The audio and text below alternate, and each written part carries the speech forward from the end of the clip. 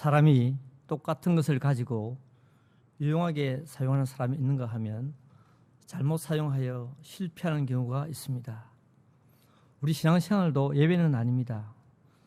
같은 하나님을 믿고 같은 신앙을 고백하고 같은 설교를 들어도 하나님을 기쁘시게 하는 사람이 있는가 하면 어떤 사람은 징벌을 받는 경우가 있습니다.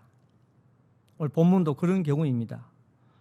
하나님의 법궤를 운반하면서 한 사람은 법궤 때문에 죽임을 당했고 한 사람은 법궤 때문에 자신과 후손이 복을 받았습니다.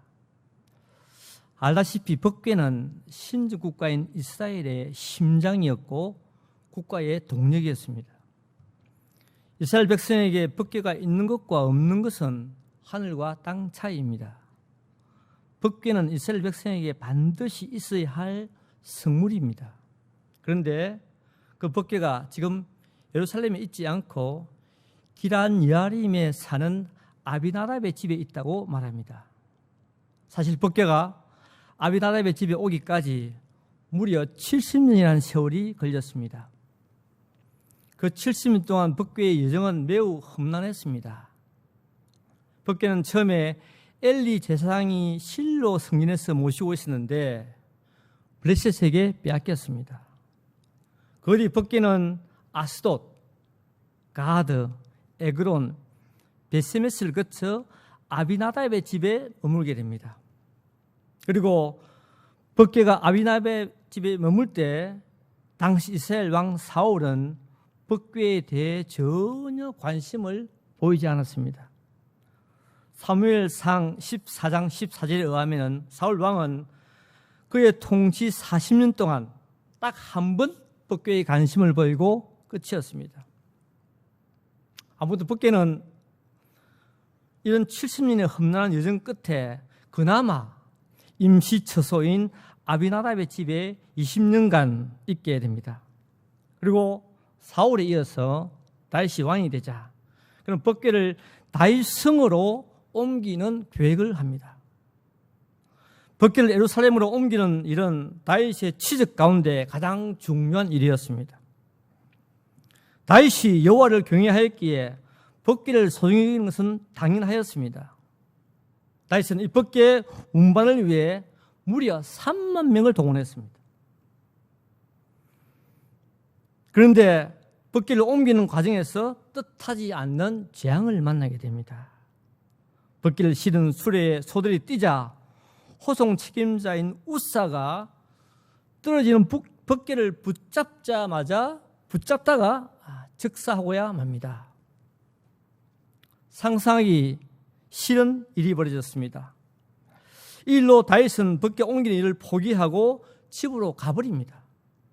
그리고 법궤는 오벳에돔의 집으로 옮겨놓는데 법궤가 오벳에돔의 집에 있는 3개월 동안 오벳에돔의 집이 복을 받게 됩니다.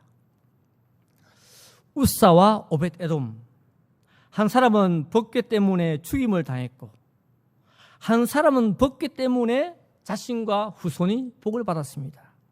저는 이 사건이 주는 몇 가지 교훈을 한번 생각해 보려고 합니다. 첫째, 성도는 모든 일을 하나님께 물어보는 삶을 살아야 합니다. 오늘 이 사건을 소개하는 성경은 두 군데인데 본장과 사무엘하 6장입니다. 그런데 이 두 성경에서 하나님께서 법궤에 대해 다윗에게 말씀하신 구절이 한 곳도 없습니다. 법궤를 옮기라든지 그냥 두라든지 그런 말이 전혀 없습니다. 우리가 다윗과 관련된 성경 구절을 살펴보면 특이한 점이 있습니다. 하나는 하나님이 먼저 다윗에게 지시하는 형태가 있고 또 다른 하나는 다윗이 하나님께 물어보는 형태가 있습니다. 이 두 가운데 다윗은 항상 하나님께 물어보는 스타일입니다. 하나님 어떻게 할까요? 저 블레셋을 어떻게 할까요? 올라갈까요? 말까요? 이런 스타일입니다. 그런데 다윗은 오늘 법궤를 옮기는 과정에서 하나님께 물어보지 아니하고 사람들에게 물어보았다고 했습니다. 여러분, 법궤가 얼마나 중요한 물건입니까? 그런데 어떤 마음이 들었는지 모르겠지만, 알 수 없지만은, 다윗은 하나님께 물어보지 않고 사람들에게 물어보았습니다. 역대상 13장 1절에 다윗이 천부장, 백부장, 모든 지휘관과 더불어 언론하고 라고 했습니다. 언론하고, 천부장, 백부장과 더불어 언론하고, 충격적입니다. 하나님께 묻지 않고 천부장, 백부장과 언론했다. 그리고 다윗은 또 말합니다. 만일 너희들이 이 일을 좋게 여긴다면 온 백성이 보는 앞에서 법궤를 옮겨 오자고 제안했습니다. 그리고 13장 3절에 결정적인 실수를 합니다. 사울실에도 묻지 아니했는데 지금도 묻을 필요가 없다고 말합니다. 이런 다윗의 제안에 대해 온 백성이 좋게 여겼다고 말합니다. 하나님의 허락 없이 순식간에 법궤 운반이 결정된 것입니다. 여러분, 왜 다윗이 법궤를 옮기려고 했을까요? 물론 겉으로는 하나님께 영광을 위해서라고 말합니다. 그런데 우리가 이 상황을 한 번 더 꼼꼼히 살펴보면 이상한 점이 발견됩니다. 바로 다윗이 자신의 왕권을 강화하는 수단으로 보입니다. 먼저 살펴보았듯이 하나님의 특별한 지시가 없었습니다. 둘째, 법궤를 옮길 새로운 장소가 성전이 아니라 자기 성인 다윗 성이었습니다. 왜 법궤를 자신의 성에 두려고 합니까?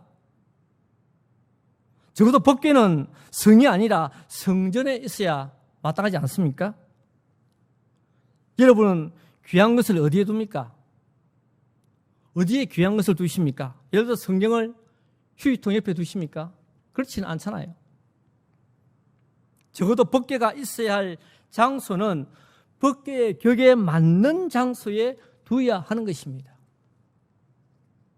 다윗성이 아닌 성전에 있어야 했습니다.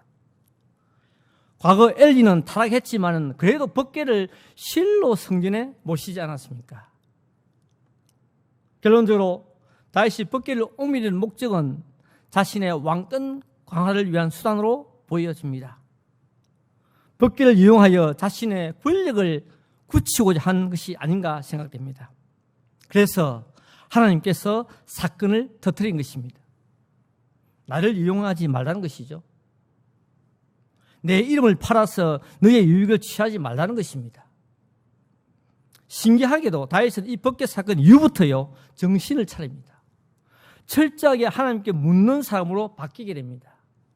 역대상 14장 10절에 보니까 블레셋과의 싸움에서 다윗이 하나님께 물어 이르되 이럽니다. 물어 이르되 내가 블레셋 사람들을 먼저 치러 올라가리까?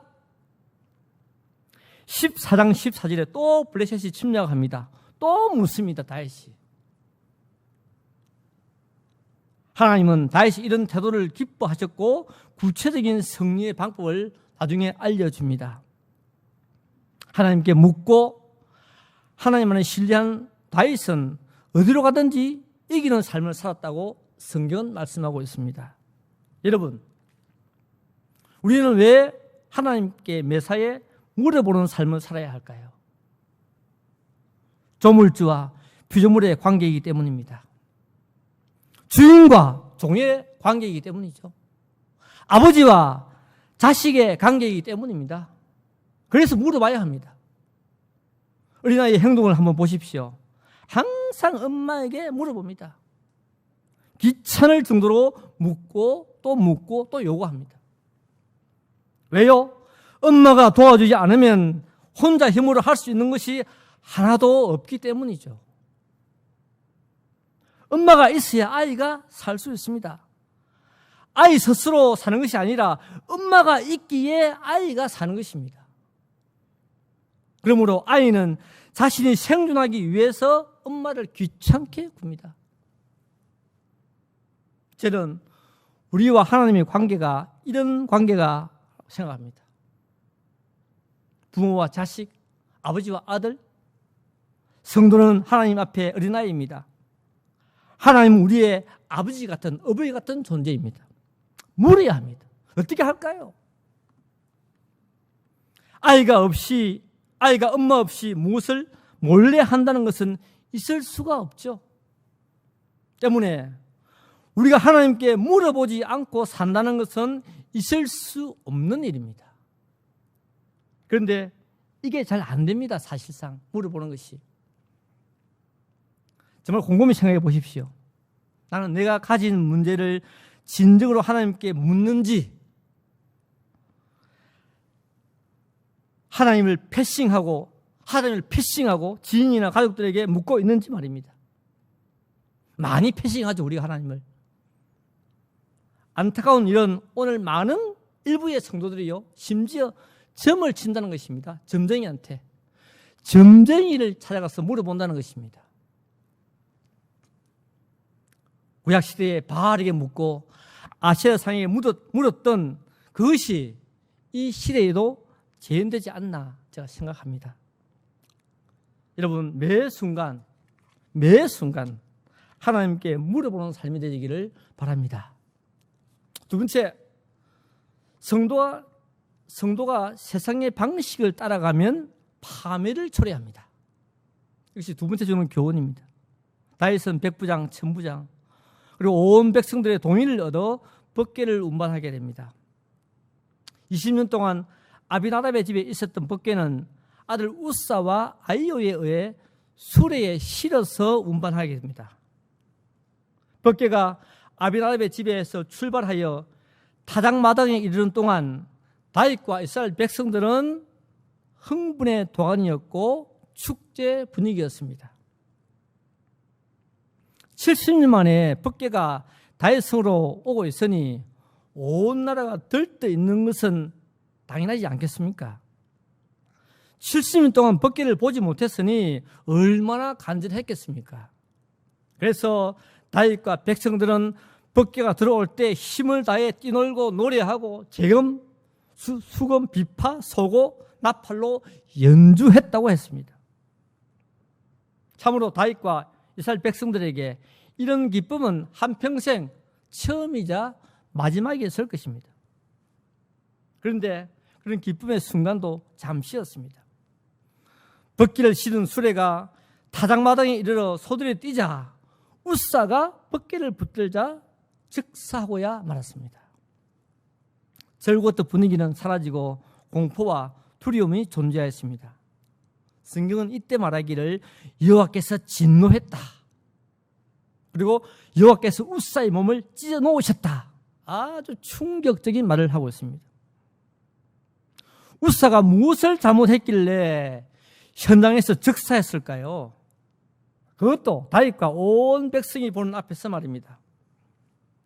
우리가 보기에 우사가 잘못이 없어 보이는데 하나님은 왜 우사의 생명을 취했을까?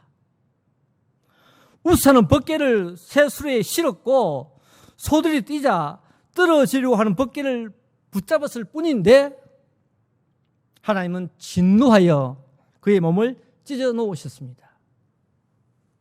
왜 우사가 죽었을까요? 이유는 간단합니다.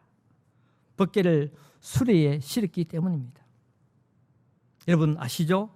법궤는 수레에 싣는 것이 아니라 레위인들이 어깨에 메어야 합니다. 아시다시피 12지파 가운데 레위인은 제사장을 돕고 성막을 봉사하는 자로 선택되었습니다. 이 레위에게 세 아들이 있었는데 고핫, 머라리, 게르손입니다. 이 중에서 법궤를 취급할 수 있는 사람은 고핫 자손이죠. 고핫 자손이 어떻게 법궤를 운반했습니까? 민수기 4장 15절에 보니까 어깨에 메어서 운반했다고 했습니다. 그렇다면 본문에서 우사와 아이오가 레위인임에도 불구하고 왜 법궤를 메지 않고 수레에 실었을까 하는 문제입니다. 법궤를 수레에 실은 것은 70년 전에 블레셋 사람들이 사용했던 방식입니다. 그 방식을 그대로 가져온 것입니다. 여러분 아시죠?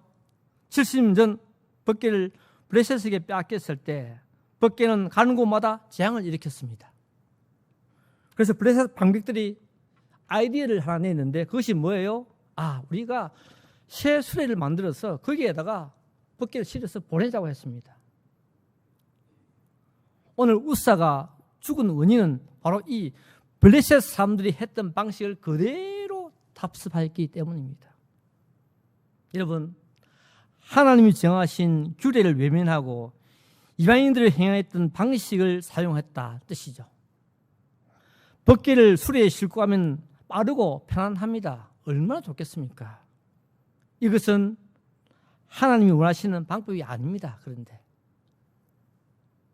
결과적으로 다윗과 백성들은 스스로 화를 자초하고 말았습니다. 조금이라도 덮개 운반 규정을 알았다면 이런 엄청난 화는 당하지 않았을 것입니다. 우사의 집안은 20년 동안 덮개를 모시고 살았습니다. 우사는 아버지로부터 한 덮개 운반하는 법을 배웠을 것입니다.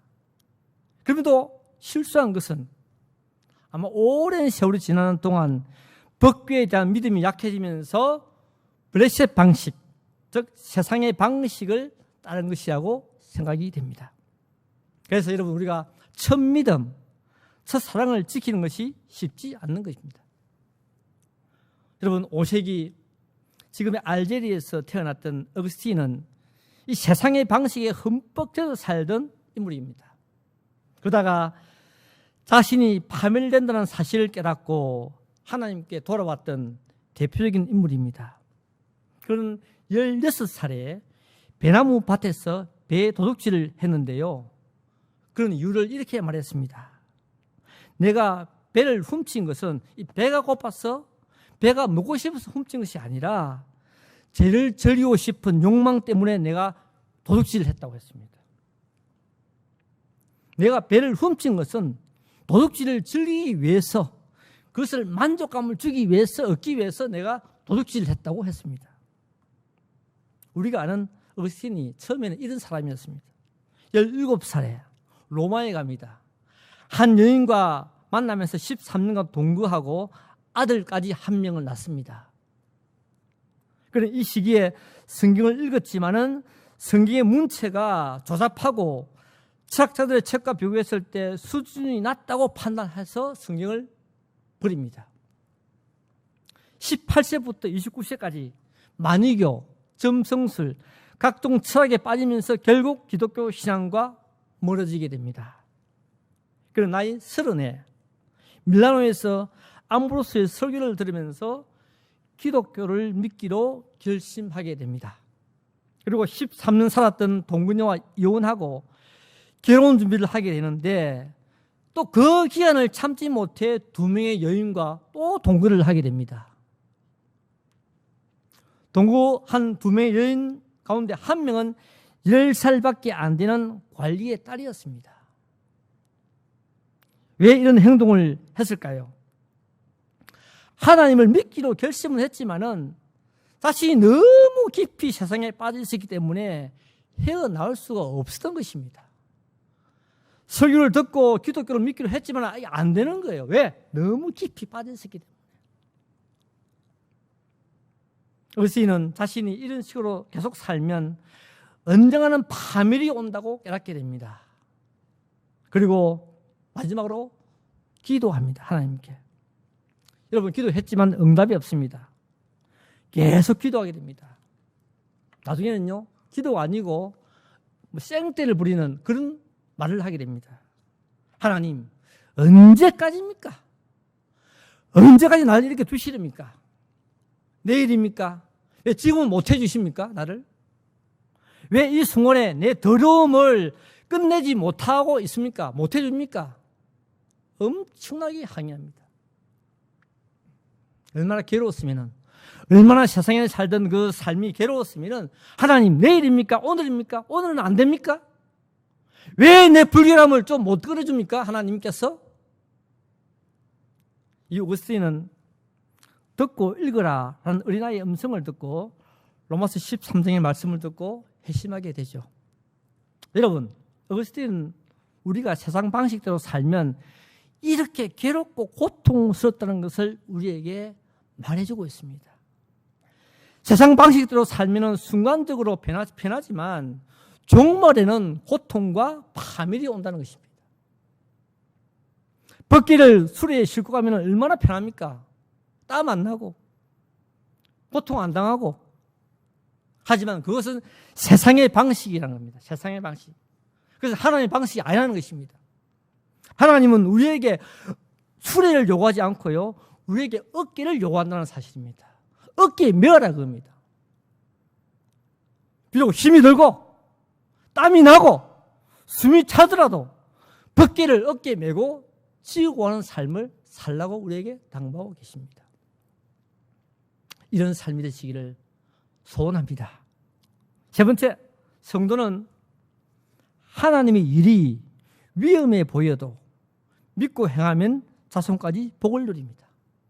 하나님의 일이 위험해 보여도 믿고 행하면 복을 받는다. 벗기로 인해 웃사가 죽자 다윗은 4가지 행동을 하였습니다. 첫째가 뭡니까? 분노했습니다. 화를 냈습니다.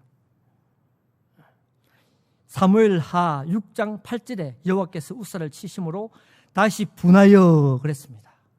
분하여. 둘째, 하나님을 두려워하였습니다. 사무엘하 6장 9절에 다윗이 그날에 여호와를 두려워하여 했습니다. 셋째, 법궤에 대하여 부정적인 자세를 취했습니다. 6장 9절에 여호와의 궤가 어찌 내게 오리요? 싫은 거예요. 어찌 내게 오리요? 부정적인 자세. 넷째가 뭐예요? 법궤의 운반을 포기하고 집으로 가버립니다. 6장 10절에 다윗이 여호와의 궤를 옮겨 다윗성 자기에게로 메어가기를 절기하지 아니하고라고 했습니다. 절기하지 아니하고. 초기 법궤 운반을 계획했을 때 다윗과 지금의 다윗의 모습이 너무 대조적입니다. 처음에 법궤 때문에 얼마나 기뻐했습니까? 천부장, 백부장을 불러 의논하고 백성들에게 대국민 성명을 발표하고 3만 명을 동원하고 축제를 벌이지 않았습니까? 그런데 예기치 않는 일이 벌어지자 벗기를 내버려 두고 혼자 예루살렘으로 가버렸습니다. 순식간에 벗기는 주인 없는 물건이 되고 말았습니다. 벗기 운반을 주도했던 책임자가 사라졌으니 누가 벗기를 선뜻 모시겠습니까? 벗기를 모시려 하다가 화를 당하면 어찌하겠습니까? 그런 상태입니다. 지금 모두 다 벗개를 포기한 상태에서 오벳 에돔이 벗개를 모시는 중대한 결정을 합니다. 우리 성경에 오벳 에돔이 벗개를 모시는 정확한 동기는 밝히지 않고 있습니다. 다윗이 가면서 지시했는지 아니면 오벳 에돔 스스로가 결정한 것인지 아니면 벗개 스스로가 간 것인지 우리는 정확하게 알 수가 없습니다. 단지 성경은 벗개가 오벳 에돔의 집으로 운반되었다고 말합니다. 오벳 에돔은 벗개를 자신의 집으로 옮길 때 고민이 많았을 것입니다. 혹시 우사처럼 되지 않을까? 과거 베셈에서 사람들이 벗개를 들여보다가 70명이 죽었는데 나도 혹시 그렇게 되지 않을까? 다윗 왕도 포기한 벗개를 내가 감당할 수 있을까? 내가 하나님의 일을 하면서 불이익은 당하지 않을까? 등등의 생각을 했을 것입니다. 그런 가운데 오벳 에돔은 벗개를 자신의 집으로 옮겼습니다. 그가 벗개를 자신의 집으로 옮긴 이유를 성경은 말하고 있지 않지만 우리가 굳이 추측한다면 이 정도입니다. 하나는 오벳 에돔이 전통적으로 여호와의 성전을 섬겼던 레인이라는 점. 둘째, 고라의 후손으로 당시 성전 문지기였다는 점. 이것 외에는 우리가 다른 것이 없습니다. 그리고 벗개를 자신의 집에 석 달을 모셨는데 여러분 놀라운 일이 발생했습니다. 오늘 본문 14절에 말씀하고 있죠. 석 달을 있으니라 여호와께서 오벳 에돔의 집과 그의 모든 소유에 복을 내리셨다 했습니다. 여호와께서 오벳 에돔의 집에 그의 모든 소유에 복을 주셨다고 합니다. 역대상 26장에는 자손들까지도 복을 주었다고 말하고 있습니다. 왜 하나님은 오벳 에돔과 그 후손들에게 복을 주었을까요? 그것은 모두가 내팽개쳤던 법궤를 위험을 무릅쓰고 모셨기 때문입니다. 여러분 할 수 있겠습니까? 다 시시하는데 법궤 때문에 조금은 두렵고 법궤 때문에 조금은 위험하였지만은 그것이 하나님의 일이었기에 순종하는 마음으로 모셨던 것입니다. 그것이 하나님 모시기에 아름다운 일이었고 자신과 후손이 복받을 일이었습니다. 우리는 교회를 어떻게 합니까? 내 편에서 선택하는 경우가 종종 있습니다. 이 일은 쉬우니 내가 하고 저 일은 어렵다. 저는 장로님이나 안수 집사님이나 목사님들이 하시겠지 하고 발을 빼버립니다. 이번에 교회에서 건축한다고 하는데 돈은 없고 대출 받아야 되는데 대출 받으면 살림이 위험해. 여보 빠지자. 이번 하지 말자. 아마 이런 경우가 저와 여러분에게 한 번쯤은 있었을 것입니다. 아, 일은 어려워. 내 삶이 어려워. 힘들어. 하지 말자. 다음에 하지 뭐. 여러분, 하나님의 일은 내 생각의 선택으로 하는 것이 아닙니다. 내 생각의 선택.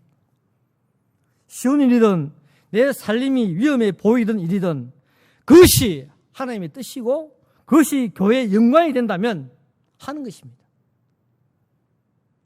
이것이 오벳 에돔이 취한 행동이고 복을 받은 비결입니다. 반면 아비나답의 가정은 어떠했습니까? 법궤를 20년 동안 모셨지만 아무 복을 받지 못했고 아들까지 죽는 비극을 맛보았습니다. 여러분, 오늘 오벳 에돔이 어떤 축복을 받았을까요? 첫째, 자신과 모든 소유에 복을 받았습니다. 먼저요, 신뢰의 복을 받았는데 역대상 15장 5절에 보니까 다윗은 우사 사건 이후에 다시 법궤를 오벳 에돔의 집에서 다윗으로 옮겨갑니다. 이때 많은 인원이 동원되는데 그 중에 여러분 오벳 에돔이 포함됩니다. 신뢰의 복입니다. 아, 내가 오벳 에돔을 믿어도 되겠구나. 이번에 법궤를 옮기는데 오벳 에돔을 내가 포함시키게 되겠다. 포함을 시켰습니다. 둘째는요, 가정의 복을 받았습니다. 가정의 축복을 받았습니다. 본문 14절에 집과 모든 소유에 복을 주셨다. 우리 성도가 하나님께 복을 받는 첫 번째 통로가 어디입니까? 가정이죠. 이 가정의 복을 받았습니다. 어떤 축복을 받았습니까? 큰 두 번째, 자손이 번성하는 복을 받았습니다. 앞에 언급했듯이 역대상 26장 8절에 오벳 에돔의 자손들의 수가 62명이라고 합니다. 62명. 자손 번성의 복. 60명은 모두 성전 문지기로 사역하게 됐다고 말씀하고 있습니다. 성전 문지기, 아무나 할 수 있는 사역이 아닙니다. 성을 지키는 성전 문지기. 어떤 복을 받았습니까? 자손 가운데 훌륭한 자들이 배출되었습니다. 역시 역대상 26장 6절에 다스리는 자가 나오고요, 큰 용사가 나오고요, 그 다음에 능력 있는 자가 배출됐다고 말씀하고 있습니다. 여러분, 오벳 에돔은 이렇게 자신과 후손들이 복을 받는 사람이 되었습니다. 사실 오벳 에돔은 인간적으로 살펴보면, 판단하면 복을 받을 사람이 아니었습니다. 이름부터가 부정적이었습니다. 오벳 에돔, 이 이름의 뜻은요, 에돔을 섬기는 자라는 뜻인데 별로 안 좋죠. 에돔을 섬기는 자. 에돔은 에스의 후손들이 살던 땅인데 성경은 에돔에 대해 굉장히 부정적입니다. 게다가 오벳 에돔을요, 가드 사람이라고 했는데 이 가드 동네 역시 좋은 동네가 아닙니다. 이스라엘 사람들은 가드라는 말만 들어도 치를 떨었는데 바로 골리앗이 이곳 출신입니다. 가드 사람 골리앗.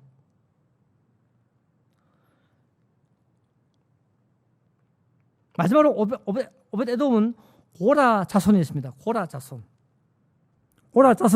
과거 모세에게 대항하여 선동하다가 징계를 받아 땅이 갈라져 산처로 매장된 그런 자들입니다. 오벳 에돔에게 가장 큰 약점이었죠. 왜? 내 뿌리가 고라의 자손이다. 내가 고라의 후손이다. 이처럼 오벳 에돔은 이름도 출신 지역도 가문도 내세울 곳이 없는 자였습니다. 우리보다 못한 자였고 우리보다 더 하나님 앞에 죄인이었습니다. 그런데 그는 법궤로 인해서 자신과 후손이 복을 받았습니다. 성도 여러분, 헌신 예배를 드리는 신대원 후원회 여러분, 오늘 이스라엘 백성들에게 가장 중요했던 것이 무엇이었습니까? 법궤였습니다. 법궤와 이스라엘은 뗄래야 뗄 수 없는 관계였습니다. 그 어떤 것도 그 누구도 나눌 수 없습니다. 여러분, 하나님이 우리에게 주신 신대원, 신학대학원 역시 이런 관계입니다. 뗄래야 뗄 수 없는 관계입니다. 귀한교회와 신학교가 44년을 함께 걸어왔습니다. 교회가 거의 반세기 동안 신학교를 주도적으로 섬겨왔습니다. 신학교는 여러분의 충성과 눈물과 기도의 증거물입니다. 그런 의미에서 신학교는 우리에게 법궤와 같은 존재가 아닐까요? 아무나 신학교를 가질 수 없습니다. 돈이 많다고, 권력이 있다고, 교단이 크다고? 아닙니다. 신학교는, 선지학교는 하나님이 주셔야만 가능합니다. 오늘 오벳 에돔이 법궤를 섬겨 복을 받았듯이 저와 여러분이 신학교 후원을 통해 자신과 후손들이 복을 누리는 삶을 사시기를 주의 이름으로 축원합니다.